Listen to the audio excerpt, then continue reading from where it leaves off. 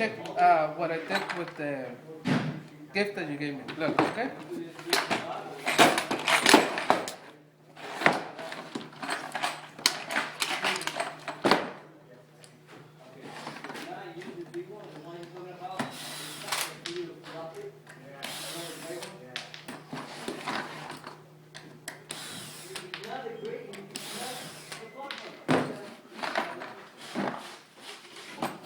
All the drill bits are in place, even though I was shaking and all that. So what I did is I did a negative for this here with Kaizen foam, and I used 2P10 glue too.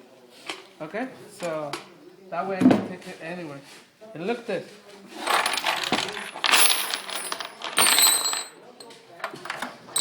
All the drill bits went down except for this line. Look. That's because I installed a super magnet on each one of them. So the magnet keeps those in place.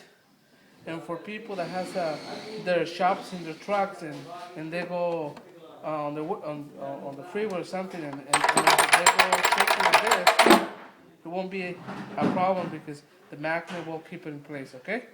I hope you like this video. Thanks.